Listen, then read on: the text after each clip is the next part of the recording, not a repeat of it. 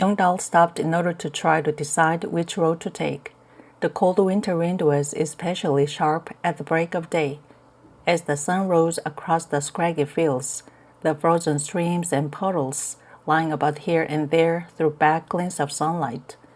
The wind blowing from afar passed overhead, cutting through the air above him. The bare trees standing in clumps at the edge of the plotted fields shook in the wind. He came here 4 months ago during the harvest time. The construction season was drawing near to an end. Winter was not far off. The construction would come to a stop only to resume in the spring. He would have to leave. 3 days ago, they closed the construction office as he had expected. Now he was looking for an opportunity to sneak out the canteen where he'd been staying and eating. He saw a person coming in his direction across the fields on which the sun made a checkered pattern of light and shade. One could hear the frozen earth breaking in the shade, while the red earth melted in the sun. The approaching figure came out from behind the shady darkness of the trees. The dough of red clay came off his footgear as he walked towards Young-dal, who stood vacantly by the wayside, smoking a cigarette. He was tall and in sharp contrast to Young-dal's short figure. The canvas sack that looked like a frog's belly, as it was filled to the brim, was hanging loosely from his shoulder, and there was a dog fur hat on his head, with the ear flaps pulled down over his ears. It was hard to tell who he was, as the turned-up collar of his army field jacket came up to his cheeks. He walked up to Young-dal until he was only a few paces away from Young-dal and said, pushing the brim of his hat upright, "So you are the one who used to stay at Chen's place, aren't you?" Young-dal recognized the face. He came across this man of about 30 years of age several times at the construction site, on the village roads, and in the taverns. "I really enjoyed the scene, by the way," he continued. He thrust up his chin to unbutton the ear flaps tied under it, and let the flaps hang loose like an airplane pilot. Smiling, he said, "Chen sure gave his wife a real beating, as if he was beating a dog." Young-dal looked straight at him and mumbled indistinctly, "That stupid bastard." "He might have crippled her for life, I don't know, dragging her out by the hair to the backyard, kicking and trampling like that," said the man. "Wow, he looked crazy." "What is he doing?" Young-dal thought. "Trying to make a fool out of me?"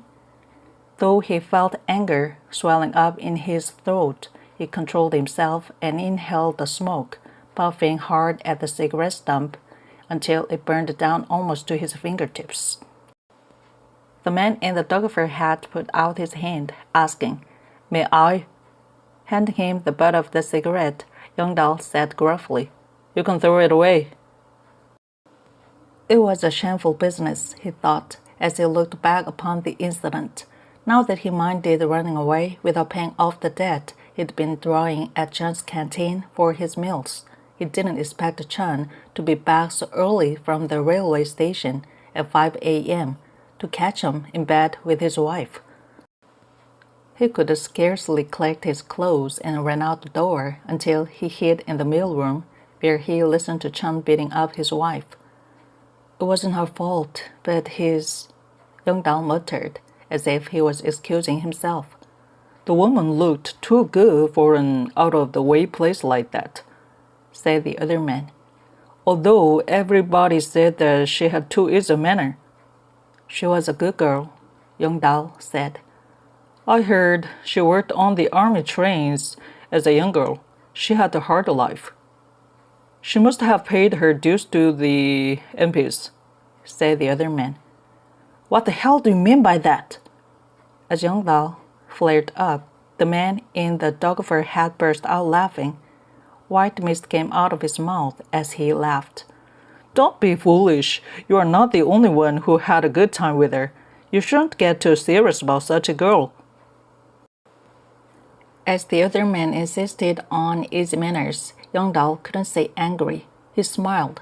The woman used to sell rice cakes to the soldiers on the army trains, she once told him. It must have been difficult for a girl who led a life like that to settle down to the dull job of being the wife of a cripple like Chen. She started taking in construction workers and peddlers as lodgers, who perhaps were also her lovers. Yongdao couldn't help noticing her seductiveness. Her dark complexion, the way she looked at him from the corner of her eyes, girl from Huxando that she would sing wistfully sitting at the gate of her house. All these things worked an irresistible magic on him. How long did you live there? Asked the man in the dog fur hat. At closer range, it didn't look as rough as it did before. In fact, Yongda thought he liked his straightforward openness. More likely than not, the man was 5 years or so older than Yongdao. Sitting on the ground by him, he was completely at ease in these bleak winter fields. Lowering his guard, Yongdao said, "Foreman, where are you heading?" To Sampo, I think, said the other man calmly, looking at him through his half-closed eyes. Yongdao shook his head. That's not a good place to go, such an out-of-the-way place, especially in winter like this. But that's my hometown, said the man as he wiped his mouth with his gloved hand. He looked towards the far side of the fields. His situation was the complete opposite of Yongdao's. He was going home and Yongdao was on the run to another strange place. So, you're going home, said Yongdao. The man stood up and slung up the frog-bellied canvas sack on his shoulder. He asked Yongdao, "Any particular job you have in mind?" "You didn't come here yourself because a job was waiting for you, did you?" retorted Yongdao. "Isn't it always the case?" "Well, I must be on my way."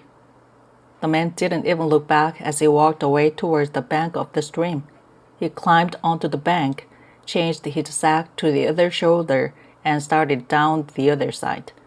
He disappeared over the bank, first the lower part of his body and eventually the tip of his dog fur hat. Yongdao stood at a loss for a while, unable to decide upon a particular direction or road to take. What he needed was a fellow traveler. It would be better even if the company lasted just for a little while, just somebody to talk to. While he was on the road, coming out of his bemusement, Yongdao hurriedly followed the man who had just disappeared beyond the river bank. As he reached the top of the bank, he could see the man in the dog fur hat walking very fast in the distance. He was already entering the path leading to the roadway lined with two symmetrical columns of poplars, looking like bamboo brooms standing upside down.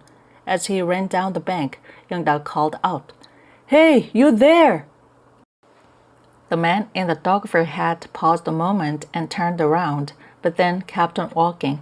Yongdao ran after him. When he caught up with him, he said, gasping for breath, "Let's go together. I'm going in the same direction as you are, at least up to Old Chu." The man did not answer. "Damn it! I never saw a winter like this." Yongdao spoke again to the back of the other man's head. "It was good last winter. We had the room 3,001 a month, me and the barmaid with whom I lived. This winter is terrible. Frozen stiff.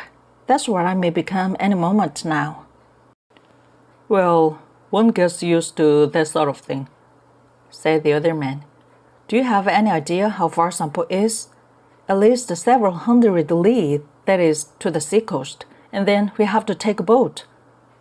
"How long has it been since you left Sampo?" asked Yongdao.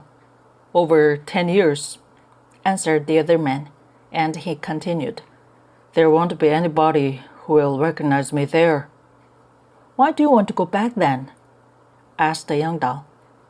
"For no particular reason," said the other man. "As I'm getting old, I just feel like visiting it." The two men turned onto the roadway. It was easier to walk on the street, as the road was covered with gravel and clay. Yongdao kept his hands in his pockets. He constantly worked them to keep them warm as best as he could.